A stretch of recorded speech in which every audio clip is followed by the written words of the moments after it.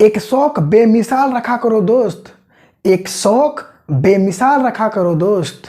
हालात चाहे जैसे भी हो, हालात चाहे जैसा भी हो, होठों पर हमेशा मुस्कान रखा करो मेरे दोस्त। तो नमस्कार साथियों, आपके अपने YouTube चैनल एजुकेशन अड्डा पर आप सभी का स्वागत। तो दोस्तों, आज आपके सामने में ज्योग्राफी लेके आया हूँ। आखिर ज्योग्राफी है क्या, भूगोल है क्या, भूगोल कहते हैं किसको?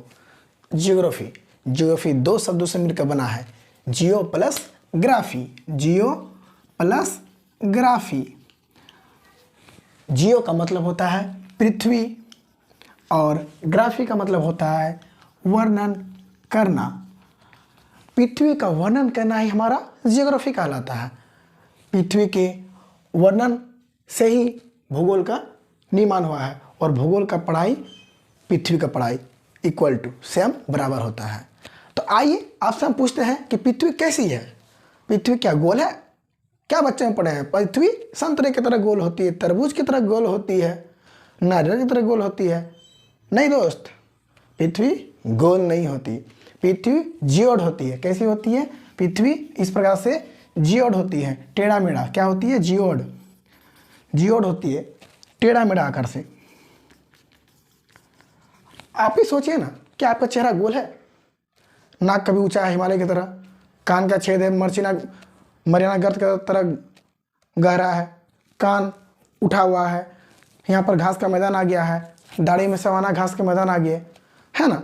तो पृथ्वी आज के बाद क्या बोलिएगा? जियोड है। कैसा है? जियोड, यानी टेढ़ा मेढ़ा। और जियोड से ही मेरा क्या बना है? जियोग्राफी। यानी इस जियोड के अध्ययन को ही जियोग्राफी कहते हैं। दोस्त, मैंने इसीलिए बताया कि पृथ्वी जियोड है क्योंकि देखिए, कहीं पर हिमालय मिलेगा तो वहाँ पर ऊंचा स्थान मिलेगा, कहीं पर महासागर मिलेगा वहाँ गड्ढा मिलेगा, गहरा मिलेगा, कहीं पर पठार मिलेगा वहाँ पर समतल स्थान मिलेगा। इसलिए हम नहीं बोल सकते कि पृथ्वी गोल है। तो आज के बाद क्या बोलेगा आप लोग? पृथ्वी जियोड है, टेढ़ा मेढ़ा आकार से बना हुआ है। अब देखते हैं कि ज्योग्राफी को सरल परिभाषा में हम लोग बोल सकते हैं कि पृथ्वी के अध्ययन को ही हम लोग भूगोल कहते हैं। अब पृथ्वी के अध्ययन मतलब क्या? पृथ्वी में जो कुछ है, स्थल मंडल जहाँ पर हम लोग रहते हैं, जल मंडल जहाँ जलीय जीव रहते हैं, वायुमंडल मतलब वायुमंडल हम लोग का जो पृथ्वी में ऊपर में है जो वायुमंडल, वो वायुमंडल, उसका भी अध्ययन कर सकते हैं। और उसके साथ साथ भूगर्भ शास्त्र का मतलब जियोलॉजी का भी अध्ययन कर सकते हैं। और उससे परे ऊपर वाला खगोल विज्ञान, जहाँ ग्रहों के बारे में, ब्रह्मांड के बारे में पढ़ेंगे, उसको भी हम बोल सकते हैं। अर्थात शॉर्टकट में बोल सकते हैं कि पृथ्वी के अध्ययन को ही भूगोल कहते हैं। तो आइए दोस्तों, अब देखते हैं कि ज्योग्राफी शब्द, आखिर ज्योग्राफी शब्द को किसने दिया? ज्योग्राफी शब्द को सर्वप्रथम इरेटोस्थनीज नामक वैज्ञानिक ने दिया। किसने दिया था? इरेटोस्थनीज नामक वैज्ञानिक ने दिया था। और ये ज्योग्राफी हम लोग का यूनानी शब्द है। क्या है? यूनानी शब्द है। और ज्योग्राफी शब्द को, मान लीजिए एक चीज है, मान लीजिए कलम का ये कैप है, इसको हम कैप बोले, कैप हम बोले, तो किसने नाम दिया इसको? मैंने इसको नाम दिया। क्या बोला? कैप। उसी प्रकार पृथ्वी के अध्ययन को ज्योग्राफी बोलते हैं। उस ज्योग्राफी को इरेटोस्थनीज ने शब्द दिया, मतलब उस शब्द को कहा कि ये ज्योग्राफी है, इसके अध्ययन को।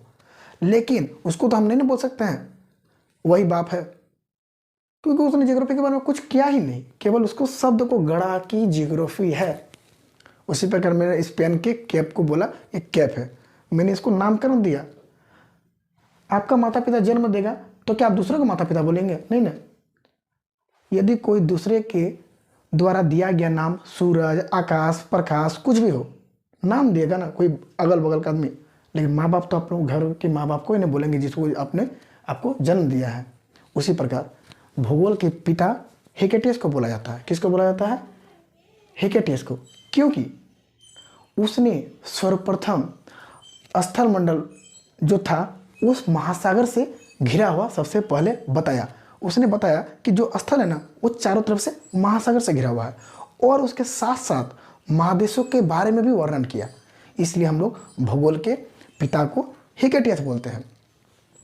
अब जान लेते हैं कुछ और उसके परे कि क्या ज्योग्राफी को हम लोग बोल सकते हैं कि यह वैज्ञानिक सब्जेक्ट है, साइंस सब्जेक्ट है?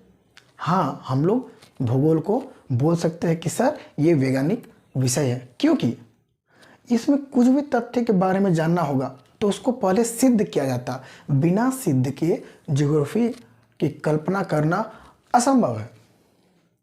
मान लीजिए अभी क्लाइमेट ठंडा है, फिर गर्म, आखिर गर्म क्यों हुआ, उसको तो सिद्ध करेंगे ना।